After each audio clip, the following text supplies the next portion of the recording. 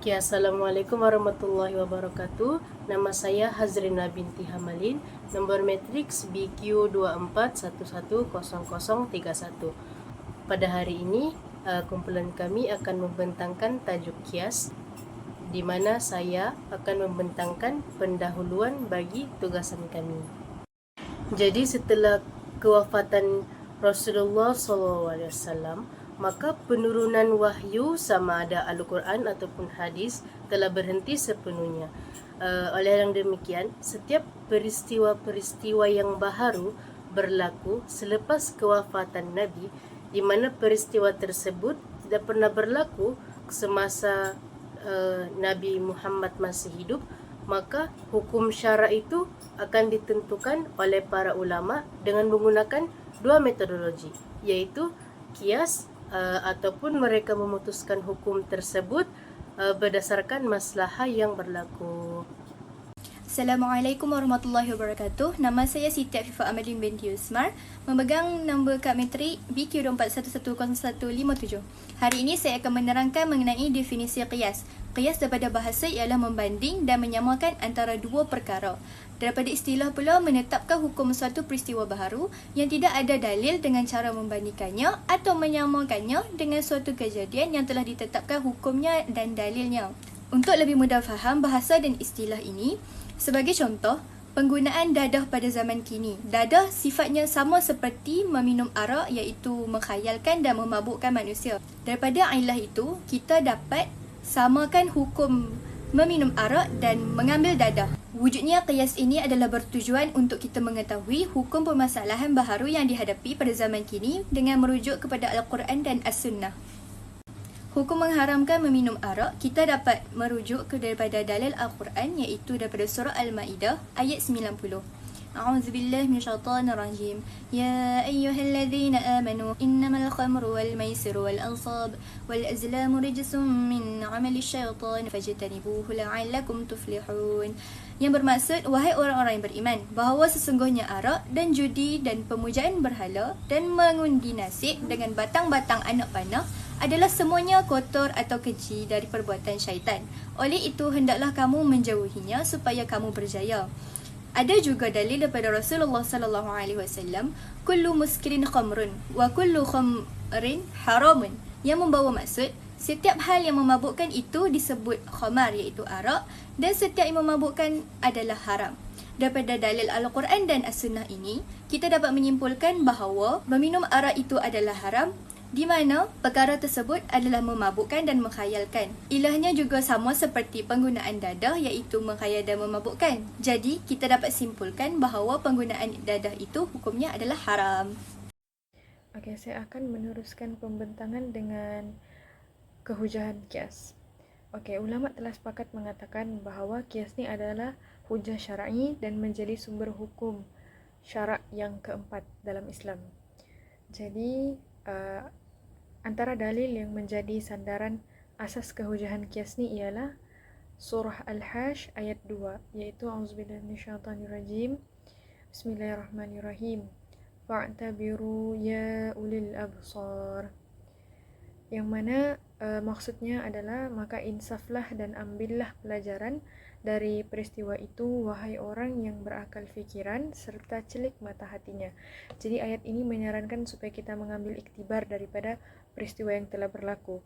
Jadi berdasarkan ayat ini, kita dapat faham bahawa hukum bagi suatu masalah baru tu boleh ditentukan dengan mengambil iktibar daripada masalah yang telah berlaku. Yang mana masalah yang telah berlaku tu telah ditetapkan hukumnya sama ada dalam Al-Quran ataupun hadis. Okey, seterusnya adalah dalil hadis. Dalil yang pertama tu adalah hadis daripada hadis yang diriwayatkan oleh Abu Daud. Nombor hadis 3592. Yang mana hadis ni adalah tentang perutusan Muaz bin Jabal ke Yaman sebagai qadi. Di mana Muaz ni telah diutuskan oleh Rasulullah SAW. Dalam hadis ni diceritakan bahawa Rasulullah SAW telah bersetuju dan merestui Muaz bin Jabal untuk melakukan ijtihad sekiranya dia tidak menemui dalil dalam Al-Quran ataupun hadis bagi suatu masalah baru yang mungkin timbul. Jadi kias ini adalah sebahagian daripada ijtihad. Oleh sebab itu ia diterima sebagai satu hujah. Seterusnya adalah hadis yang ketiga, iaitu hadis tentang Rasulullah pun pernah melakukan qiyas, iaitu ketika baginda ditanya oleh seorang lelaki tentang cara melaksanakan haji bagi pihak ayahnya. Jadi kalau kita baca dalam hadis ni, dalam maksudnya kita dapat faham bahawa dalam hadis ni Rasulullah SAW mengajar kita bagaimana melakukan proses qiyas untuk mengetahui hukum syarak, iaitu kalau terdapat persamaan sebab hukum ataupun ilah antara dua perkara, maka hukumnya adalah sama.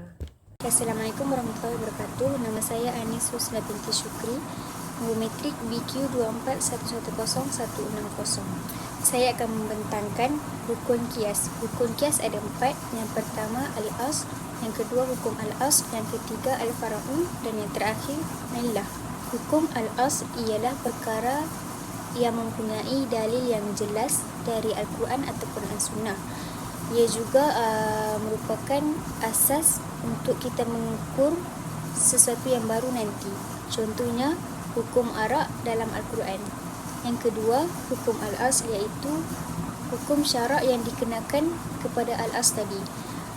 Hukum ini juga mesti ada dalil yang sah daripada Al-Quran ataupun As-Sunnah. Contohnya arak itu diharamkan kerana ia memabukkan. Yang ketiga, al-fara'un. Rukun yang ketiga ni ialah perkara yang belum ada dalil khusus dalam Al-Quran ataupun As-Sunnah. Jadi kita nak kiaskan ia kepada al-as. Contohnya seperti dadah moden, seperti syabu ataupun ginjal. Yang keempat, illah, iaitu sebab kenapa sesuatu hukum tu dikenakan ke atas subjek asal, iaitu al-as. Contoh arak tu haram sebab memabukkan. Inilah yang kita panggil illah. Bila kita tengok dadah pun memabukkan, jadi kesan dia sama seperti arak yang memabukkan. Maka kita boleh kiaskan dadah kepada arak. Dan hukum haram tu pun terpakai kepada dadah. Jadi kalau empat-empat perkara ni lengkap, barulah kias tu sah dan boleh dijadikan hujah dalam hukum. Itu saja daripada saya. Terima kasih. Pembahagian kias yang pertama ni dia ada kias aula. Kias aula ni merupakan salah satu bahagian daripada kias jani. Kias aula ni ialah ilah pada furuk lebih kuat daripada ilah pada asal. Contohnya, mengkiaskan hukum haram memukul ibu bapa dengan hukum mengatakan yang terdapat pada firman Allah surah Al-Isra ayat 23. A'udzubillahi minasyaitonirrajim. Fala taqul lahuma uffin. Kedua-dua perbuatan, memukul dan juga mengatakan terhadap ibu bapa, adalah menyakiti mereka. Namun, kesan ilah pada furuk iaitu memukul ibu bapa adalah lebih kuat, lebih menyakiti mereka sehinggakan hukumnya lebih berat dibandingkan dengan haram mengatakan yang terdapat pada asal. Maksudnya di sini, dia punya ilah, dia punya sifat ni menyakiti ibu bapa. Dia punya furuk, perkara baru adalah memukul ibu bapa, dan juga yang asal mengatakan Jadi memukul ibu bapa adalah lebih menyakiti mereka dibandingkan dengan mengatakan Jadi sebab itulah contoh ni dikategorikan dalam kias aula disebabkan dia punya ilah pada furuk tu lebih kuat dibandingkan daripada ilah yang terdapat pada asal. Seterusnya, kias musawi yang merupakan pembahagian daripada kias jadi ialah ilah pada furuk sama kuat dengan ilah pada asal. Sebagai contoh, mengkiaskan hukum haram membakar ataupun menanam harta anak yatim dengan hukum haram memakan harta anak yatim. Allah Subhanahu wa taala berfirman dalam surah An-Nisa ayat ke-10, Innal ladzina ya'kuluna amwalal yatama zulman innama ya'kuluna fi butunihim naran wa sayaslawna sa'ira. Di mana ayat ini melarang memakan harta anak yatim, di mana ilah pengharamannya ialah kerana pelupusan harta anak yatim tersebut. Ilah yang sama juga terdapat pada furuk seperti membakar ataupun menanam harta anak yatim, kerana perbuatan itu juga boleh disamakan sebagai satu bentuk pelupusan. Ilah pada asal dan furuk adalah sama kuat. Oleh itu, kedua-duanya dihukum haram kerana ilah yang sama dan sama kuat. Selanjutnya kias adna. Kias adna merupakan salah satu pembahagian daripada kias khafi, iaitu illa pada furuk lebih rendah daripada illa pada asal. Sebagai contoh, mengkiaskan hukum haram minum air tapai dengan hukum haram minum arak. Firman Allah Subhanahu wa taala dalam surah Al-Maidah ayat ke-90, ya ayyuhalladzina amanu innamal khamru wal maisiru wal ansabu wal azlam rijsum min amali syaitani fajtanibuhu la'allakum tuflihun. Illa memabukkan yang terdapat pada air tapai furuk lebih rendah daripada sifat memabukkan yang terdapat pada arak asal. Walaupun sifat memabukkan terdapat pada asal dan furuk, namun boleh jadi illa memabukkan pada furuk lebih rendah berbanding asal. Namun begitu, kedua-dua minuman tersebut adalah haram diminum meskipun air tapai hanya memabukkan sedikit berbanding arak, tetapi mengandungi illa yang sama, iaitu memabukkan. Oleh itu, air tapai dan arak tetap haram diminum kerana sebab pengharamannya illa masih wujud pada kedua-duanya walaupun pada kadar yang berbeza. Proses aplikasi kias hanya dapat dilakukan oleh ulama yang pakar dan berkelayakan. Hal ini kerana perkara terpenting dalam kesahihan kias iaitu penentuan illah dan kesamaan illah dan al-aslu iaitu hukum asal dan furu iaitu perkara baharu yang merupakan satu proses penelitian yang sangat rumit. Dalam konteks di Malaysia, kias boleh diputuskan oleh jawatan kuasa fatwa negeri-negeri di peringkat negeri atau jawatan kuasa fatwa Majlis Kebangsaan bagi hal ehwal Islam di peringkat persekutuan, kerana pada masa kini peristiwa atau perkara yang berlaku sudah banyak berubah.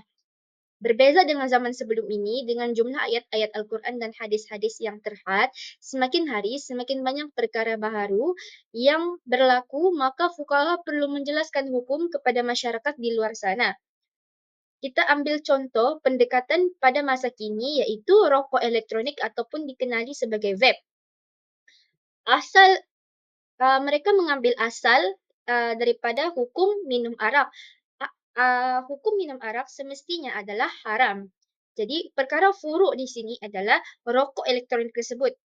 Dan mengapakah hukum minum arak dan juga hukum disamakan ilahnya dengan rokok elektronik tersebut kerana ia mampu memudaratkan tubuh badan.